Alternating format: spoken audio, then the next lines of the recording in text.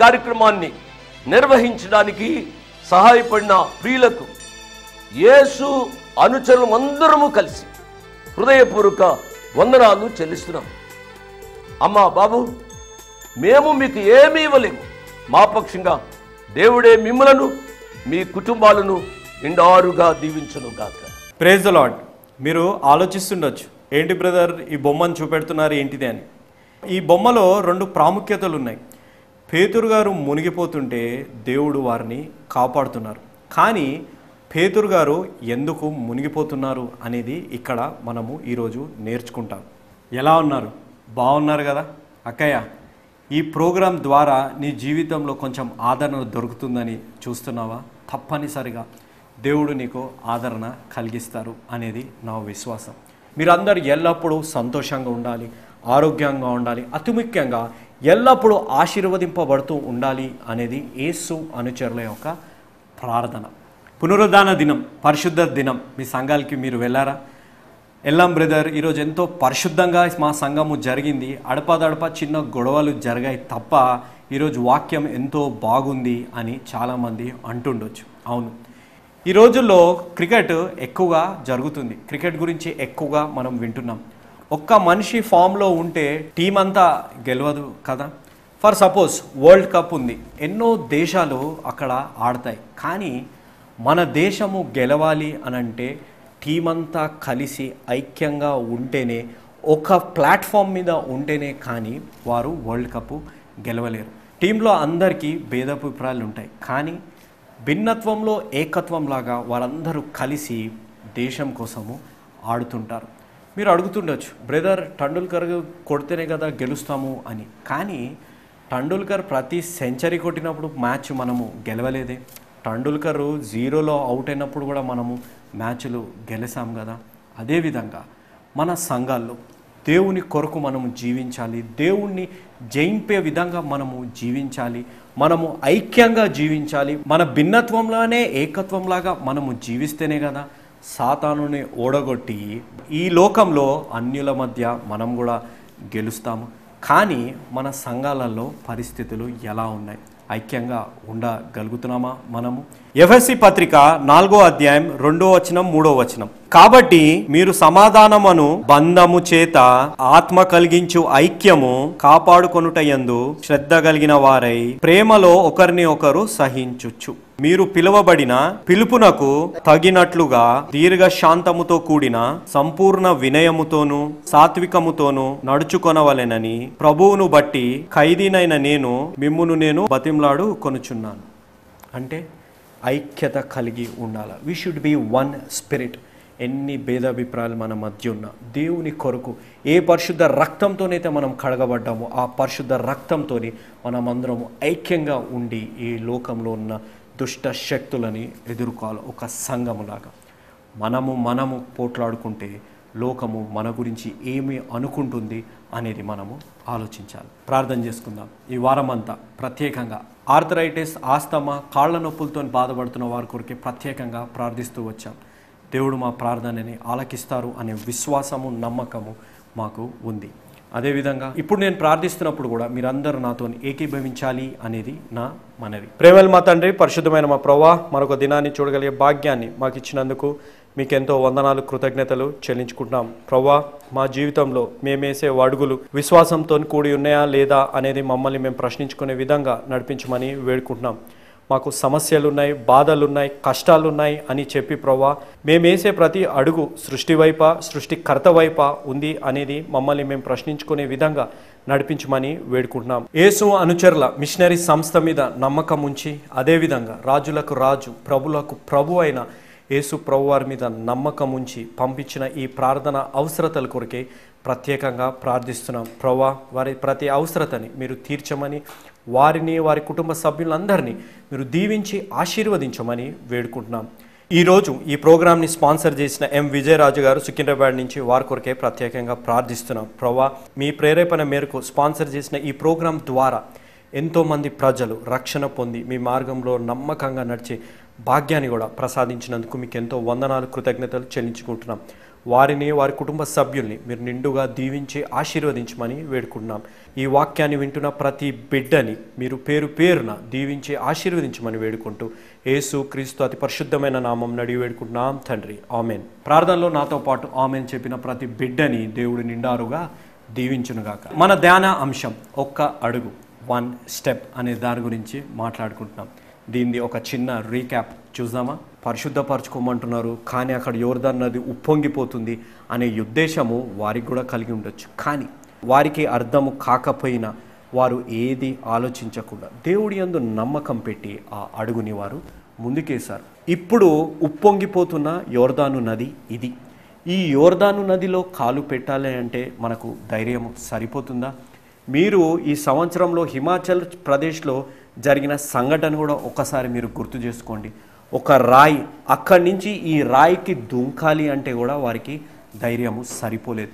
అంతగా ప్రవహించే నీళ్లలో ఒక్క అడుగు మీరు పెట్టండి, అది చీల్చబడుతుంది అనే మాట దేవుడు అన్నప్పుడు ఎంత ధైర్యము, ఎంత విశ్వాసము వారు కలిగి ఉన్నారు. రీక్యాప్ చూశారు కదా?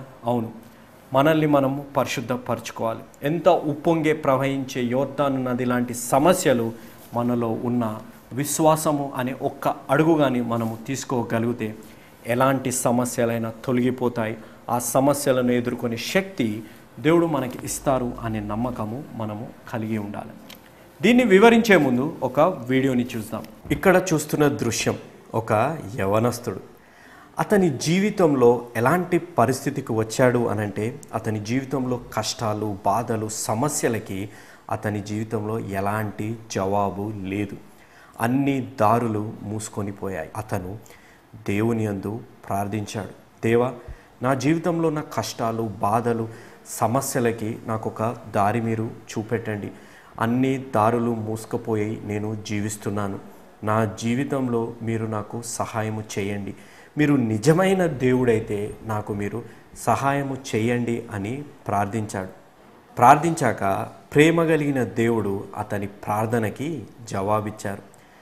నువ్వు విశ్వాసముతోని ఒక్క అడుగు ముందుకు వేసి నువ్వు దూకు అని అన్నారు. దేవుడు అలా జవాబు ఇవ్వగానే ఆ యవనస్తుడు ఆశ్చర్యపోయాడు.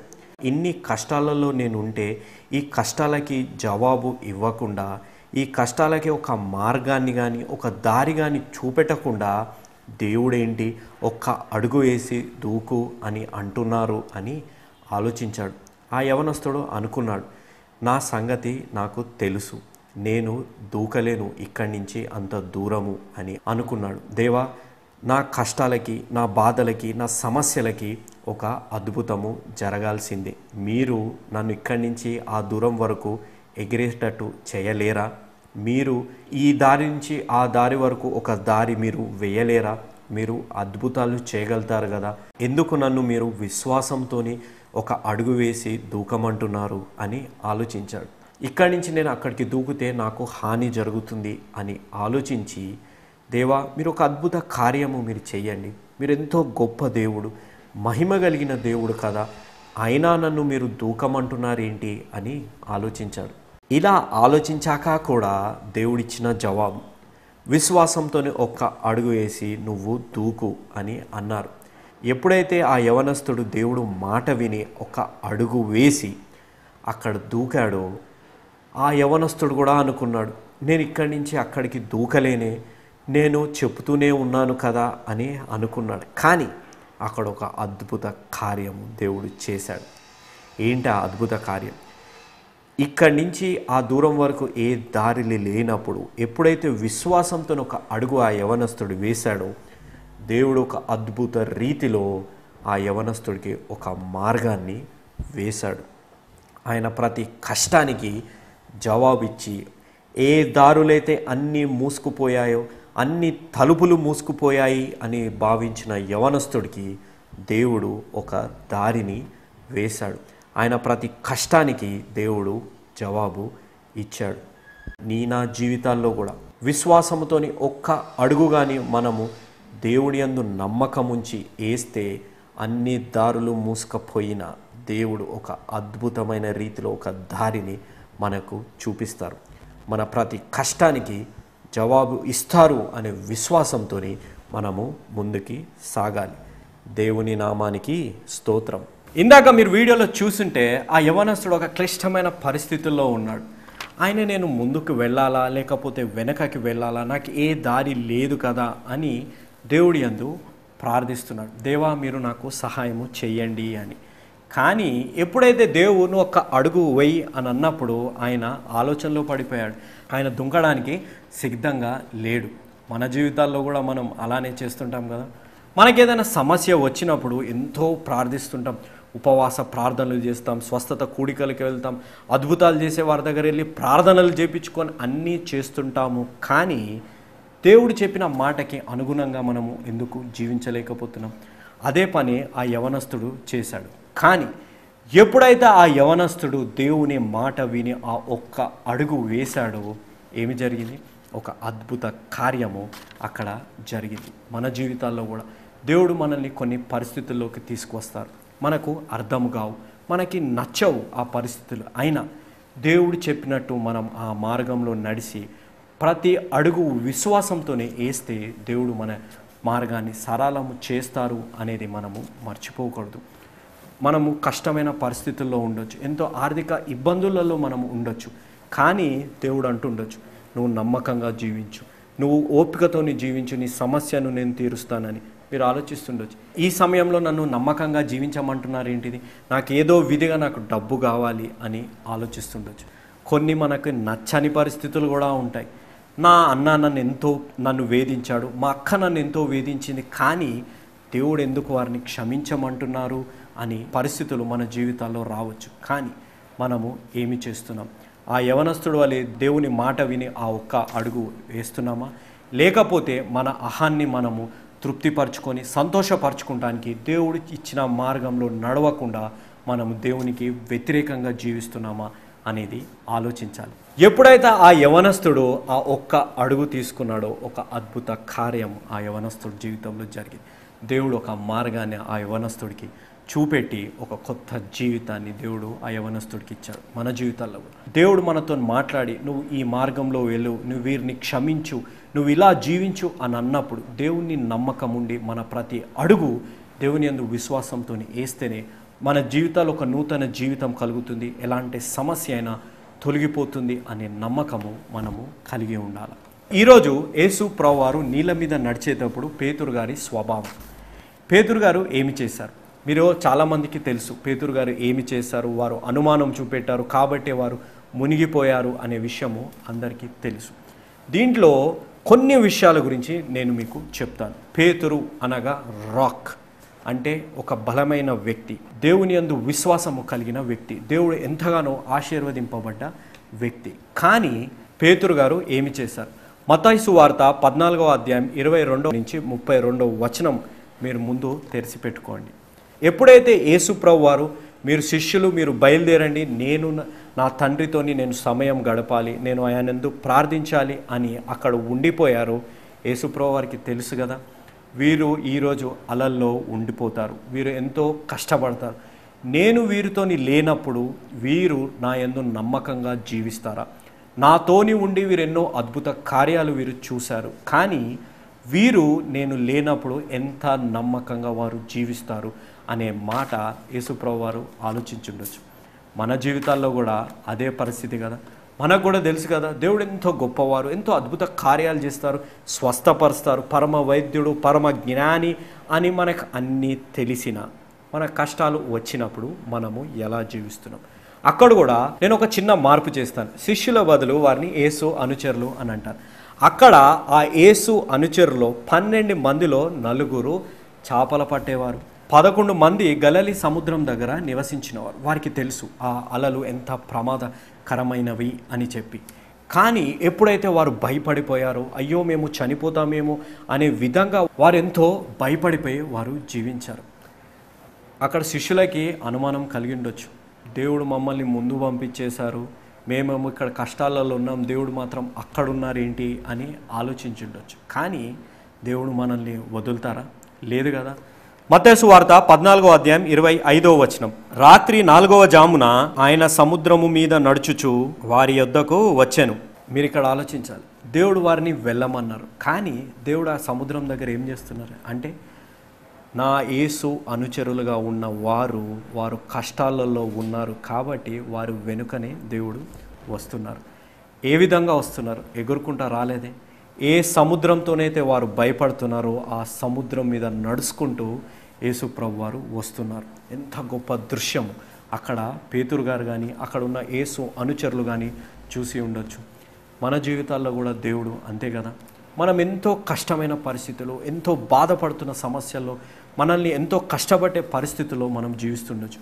మనల్ని ఎంతో బాధపడి కృంగింపజేసి మనల్ని నిరాశ నిస్పృహలో ఉన్న పరిస్థితుల్లో మనం ఉండొచ్చు. అనుకుంటుండొచ్చు, దేవా ఇంత సమస్యలు ఇంత కష్టాల్లో నేను ఉన్నప్పుడు మీరు ఎక్కడ ఉన్నారు, ఈ లోకంలో నేను ఇంకా ఉండలేను అనే పరిస్థితుల్లో ఉండొచ్చు. కానీ దేవుడు మనల్ని వదలరు.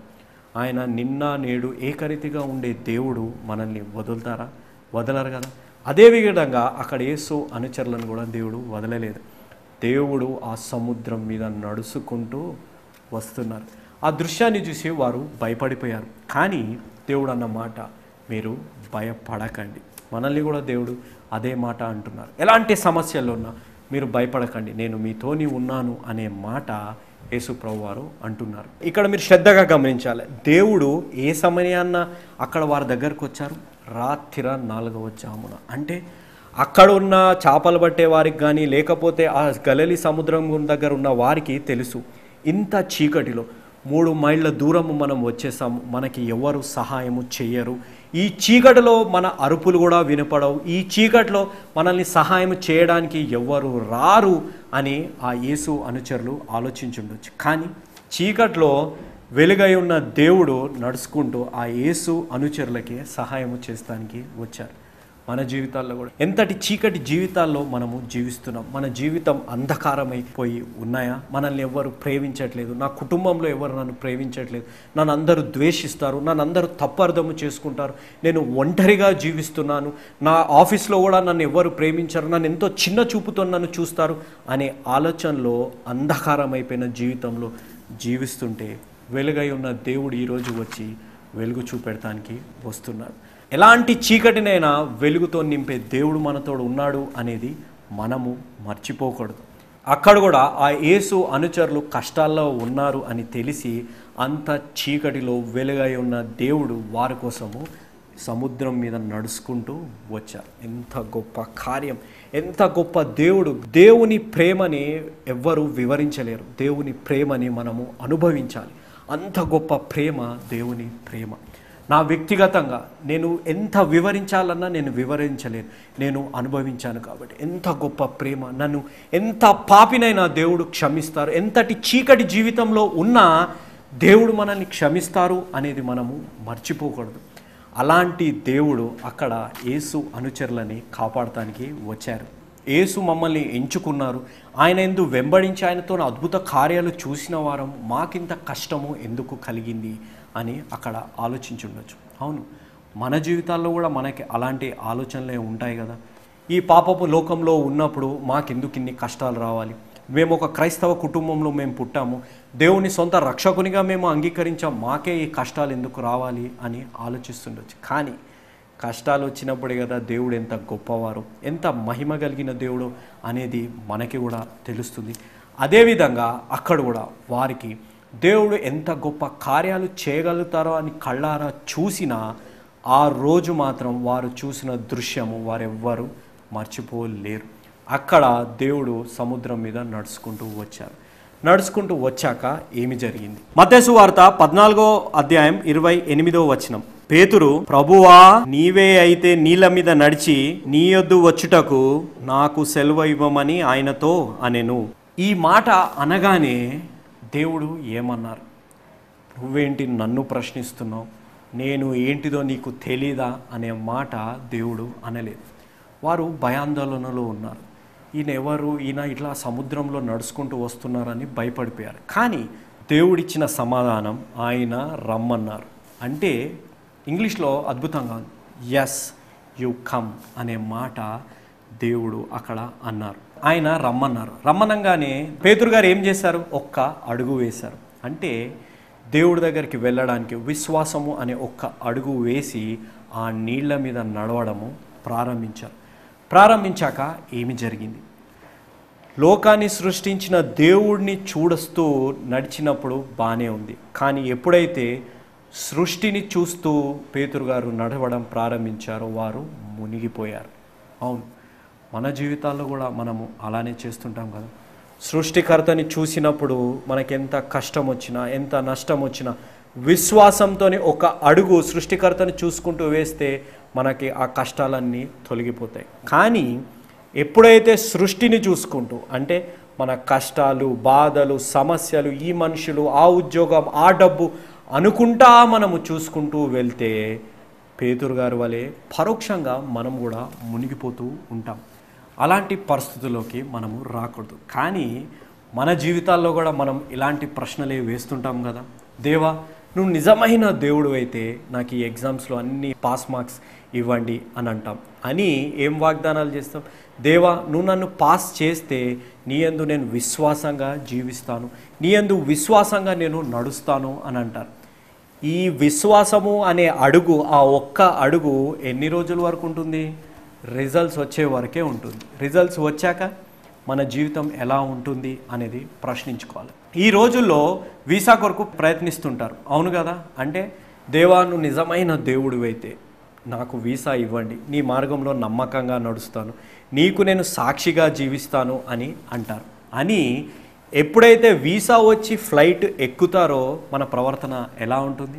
మన ప్రవర్తన, మన స్వభావం, మన ఆలోచనలన్నీ మనము దేవుడి దగ్గర వాగ్దానం చేసినట్టే ఉంటుందా? మనము విదేశాలకి వెళ్ళినప్పుడు మీలో అంటుండొచ్చు కొంతమంది యవనస్తులు, ఏంటి బ్రదర్ పాతకాలం వారిలాగా మాట్లాడతారు, విదేశాలకి వచ్చినాక కూడా మేము ఇండియాలో ఉన్నట్టే ఉండాలంటే కుదరదు కదా, ఇక్కడ మేము వేరేలాగా ఉండాలి కదా, when you are in Rome be like a Roman అనే మాట ఉంది, ఆ విధంగానే కదా జీవించాలి అని అంటుండొచ్చు. బట్టలు మారచ్చు, అక్కడ వాతావరణం మారచ్చు, కానీ మన స్వభావం కానీ, మన ఆలోచన కానీ, అతి ముఖ్యంగా మన విశ్వాసం కూడా మారొద్దు కదా. కానీ యవనస్తులు ఎలా జీవిస్తున్నారు విదేశాలకి వెళ్ళినప్పుడు? మీ శరీరము మీ చేతుల్లో ఉంటుందా? మీరు అనుకుంటుండొచ్చు, విదేశాలకు కూడా వచ్చినా నాకు ఎంతో క్రేజ్ ఉంది, ఎంతోమంది అబ్బాయిలు నా వెంట పడుతున్నారులే, నా తల్లిదండ్రుల నుంచి నేను దూరం ఉన్నాను, నన్ను ఎవ్వరూ చూడట్లేదులే అని ఆలోచిస్తుండొచ్చు.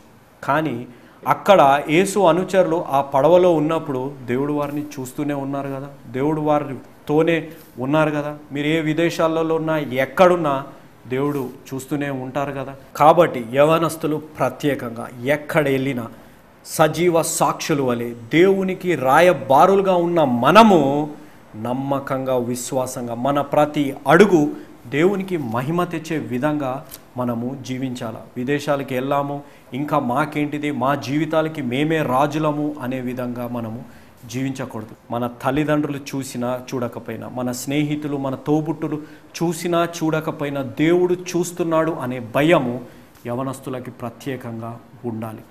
మీ ప్రార్థన జీవితము మీరు విదేశాలకు వెళ్తే ఉంటుందా? లేకపోతే అక్కడ లోకరితమైన ఆటిల్ని చూసుకుంటూ వాటిల్లో మీరు జీవిస్తున్నారా? సృష్టిని చూసుకుంటూ జీవిస్తే పేతురు గారు వలె పరోక్షంగా మీరు ఆ సృష్టిలోనే మునిగిపోతారు అనేది మీరు మర్చిపోకూడదు. కొంతమంది ఊర్ల నుంచి సిటీకి వస్తారు, నేను కోర్స్ చేయాలి, ఇక్కడ ఒక మంచి ఉద్యోగం రావాలి అని. ఇక్కడికి వచ్చి మీరు కోర్సే చేస్తున్నారా? కోర్సు చేసుకుంటా మీరు జీవిస్తున్నారా? లేకపోతే వేరే వేరే వ్యసనాలకి మీరు అలవాటై జీవిస్తున్నారా? చెల్లెమ్మ, ఎలా జీవిస్తున్నావు? నువ్వు హాస్టళ్ళల్లో ఉన్నప్పుడు నువ్వు మంచిగా నువ్వు జీవించుస్తున్నావా? మీ తల్లిదండ్రులను నిన్ను చూడకపోయినా దేవుడు చూస్తున్నాడనే భయము కలిగి నువ్వు జీవిస్తున్నావా? ఎలాంటి పరిస్థితుల్లో నువ్వు జీవిస్తున్నావు అనేది ఒక్కసారి తమ్ముడు, చెల్లెమ్మ మీరు ఆలోచించండి. ఇలాంటి పనులు చేసుకుంటూ సండే చర్చ్కి వెళ్తున్నాం పర్లేదులే, లేకపోతే ప్రతి ఉదయం మేము ప్రార్థన చేసుకుంటున్నాంలే సరిపోతుందిలే అనేటట్టు ఉంటే కుదరదు. దేవుడు హృదయాన్ని కూడా చూస్తున్నాడు. మీరు చేసే ప్రతి పనిని దేవుడు చూస్తున్నాడు అనేది మర్చిపోకూడదు. నీ అందము, నీ ఆస్తి, అంతస్తులు, నీ చదువు ఏది నిన్ను పరలోకానికి తీసుకెళ్ళదు. కేవలం క్రీస్తు నిన్ను పరలోకానికి తీసుకెళ్ళగలుగుతారు. I am the way, the truth and the life అని దేవుడు అంటున్నప్పుడు ఆ క్రీస్తు దగ్గరికి మీరు వచ్చి జీవిస్తున్నారా? ఆ క్రీస్తు యందు నమ్మకంగా మీరు జీవిస్తున్నారా? మీ అవసరాల కోసము దేవా నువ్వు నిజమైన దేవుడు అయితే నాకు ఇది కలిపి అని నేను నమ్మకంగా జీవిస్తాను అని మాటలు అన్నాక దేవుడు మన ప్రార్థనని ఆలకించాక మన జీవితాలు ఎలా ఉంటున్నాయి. ఎప్పుడైతే పేతురు గారు సృష్టికర్తని ముందు పెట్టుకొని సృష్టిని చూసి భయపడిపోయారు, ఒక అనుమానము వారికి కలిగిందో వారు ఏం జరిగింది, వారు మునిగిపోయారు. ఇక్కడ ఒక అద్భుత కార్యము అక్కడ జరిగింది. పేతురు గారు అక్కడ అపనమ్మకం చూపెట్టిన, ఒక అనుమానము చూపెట్టిన మునిగిపోయే పేతురు గారిని దేవుడు కాపాడారు. ఎంత గొప్ప దేవుడు! ఎందుకు కాపాడారు? తిమోతిలకు రాసిన 2వ పత్రిక 2వ అధ్యాయం 13వ వచనం, మనము నమ్మదగని వారమైనను ఆయన నమ్మదగిన వాడుగై ఉండును, ఆయన తన స్వభావముకు విరోధముగా ఏదియూ చేయలేడు. అంటే పీటర్ వాజ్ అన్ఫేత్ఫుల్, అంటే ఆయన నమ్మకం చూపెట్టలేకపోయాడు. అయ్యో ఇంత పెద్ద అలొస్తుంది, నేను మునిగిపోతానేమో అనే భయము అనే అనుమానంతో ఉన్నాడు. కాబట్టి ఆయన అపనమ్మకము చూపెట్టిన దేవుడు నమ్మదగినవాడు. ఆయన నమ్మకము చూపెట్టి ఆయన స్వభావంకి విరోధంగా ఆయన ఏమీ చేయలేడు, ఏమీ చేయడు. కాబట్టే పేతురు గారిని కాపాడారు. నా వెనుక ఉన్న దృశ్యాన్ని మీరు చూస్తే యేసు ప్రభువారు పేతురు గారిని కాపాడుతున్నారు. ఎంత గొప్ప దేవుడు! మన జీవితాల్లో కూడా మనము అపనమ్మకంగా జీవిస్తున్నామా? మనము తాత్కాలికమైన సంతోషాలు తృప్తిపరిచి మనము జీవిస్తుండొచ్చు, కానీ శాశ్వతమైన ప్రేమ, శాశ్వతమైన సంతోషము ఆ దేవుడి దగ్గరే ఉంది అనేది మనము మర్చిపోకూడదు. మనం అపనమ్మకంగా ఉన్న, మనం పాపులుగా మనము జీవిస్తున్న దేవుడు నమ్మదగిన దేవుడు. దేవుడు మనల్ని ప్రేమిస్తూనే ఉన్నారు. నేను మళ్ళీ చెప్తాను, దేవుడు పాపాన్ని ద్వేషిస్తారు కానీ పాపుల్ని ద్వేషించరు. పాపుల్ని దేవుడు ప్రేమిస్తారు. మన జీవితంలో ఎలాంటి పాపం ఉన్నా అది మనం తొలగించగలిగితే దేవుడు కూడా మనల్ని ప్రేమిస్తారు అనేది మనము మర్చిపోకూడదు. అక్కడ ఒక అద్భుత కార్యం జరిగింది. ఎప్పుడైతే పేతురు గారిని దేవుడు కాపాడారో వారందరూ కలిసి పడవ ఎక్కారు. పడవ ఎక్కాక అక్కడ వచ్చిన పెద్ద గాలి అణిగిపోయింది. ఎప్పుడు అణిగింది? ఎప్పుడైతే యేసు ప్రభువారు ఆ పడవ ఎక్కారు. అదేవిధంగా మన జీవితాల్లో ఎంత గొప్ప తుఫాను, ఎంత గొప్ప గాలి, ఎంత గొప్ప అలలు మన జీవితాల్లో కష్టాల రూపంలో వచ్చాయో, ఎలాంటి సమస్యలైనా మన జీవితాల్లో వచ్చాయో, కుటుంబ సమస్యలు, అనారోగ్య సమస్యలు, వైవాహిక జీవితంలో సమస్యలు, యవనస్తులకు ప్రత్యేకంగా మీ చదువుల సమస్యలు, సెటిల్మెంట్, జాబ్ అనే సమస్యలు, ఎలాంటి సమస్యలు ఉన్నా అవి అణిగిపోవాలి అని అంటే ఏ విధంగా అయితే ఆ పడవలో యేసుప్రభువు వారు ఎక్కాక అవన్నీ అణిగిపోయాయో అదేవిధంగా మన హృదయంలో కూడా దేవుడు రావాలి. మన హృదయంలో కానీ దేవుడు ఉండి ఆయన మన హృదయంలో నివసించి ఆయన గృహము మన హృదయంలో ఉంటే మన జీవితాల్లో గల ఎలాంటి సమస్యకైనా దేవుడు జవాబిస్తారు అనేది మనము మర్చిపోకూడదు. ఈరోజే దేవుణ్ణి మన హృదయంలోకి ఆహ్వానిస్తామా? మన హృదయంలో ఉన్న పాపముని అన్నిటినీ మనము తొలగిస్తామా? దేవుణ్ణి మన సొంత రక్షకునిగా మనం అంగీకరించి ఒక పరిశుద్ధమైన హృదయంలో దేవుడు నివసించేటట్టు మనము చేద్దామా? ఈరోజే దేవుడిని మన సొంత రక్షకునిగా అంగీకరిస్తాం. ఒక యేసు అనుచరుడుగా మారదాం. ఎందుకు అనంటే యేసు మార్చేది జీవితాలు, మతాలు కాదు అనేది మర్చిపోకూడదు. ఈ వారం అంతా ఆర్థరైటిస్, ఆస్తమా, కాళ్ళ నొప్పులతో బాధపడుతున్న వారి కొరకే ప్రత్యేకంగా ప్రార్థన చేస్తాం. దేవుడు మా ప్రార్థనని ఆలకించారు అని మేము నమ్ముచున్నాం. వచ్చే వారం కిడ్నీ సమస్యలతో బాధపడుతున్న వారి కొరకే ప్రత్యేకంగా ప్రార్థిస్తాం. మీ ప్రార్థన అవసరతలు అన్నీ ఈ కింద ఉన్న ఫోన్ నెంబర్లకి ఇవ్వమని నా మనవి. ఈ యేసు అనుచరుల మిషనరీ సంస్థ సమర్పించు ఈ సమాధాన సమయం కార్యక్రమం ఇదే విధంగా కొనసాగాలి, ఎలాంటి ఆటంకాలు, ఇబ్బందులు లేకుండా కొనసాగాలి అంటే మీరు మాకు సహాయపడాలి. మీరు మాకు సహాయపడతారు అని యవనస్తుడైన నన్ను మీరు ప్రోత్సహించి ఇంకా ఆత్మీయంగా నా జీవితంలో బలపడి దేవునికి మహిమ తెచ్చే విధంగా జీవించాలని నా కొరకు మీరు ప్రార్థించమని నా మనవి. ఇంతవరకు వాక్యాన్ని విన్న ప్రతి బిడ్డని దేవుడు నిండారుగా దీవించునుగాక. ఆమేన్.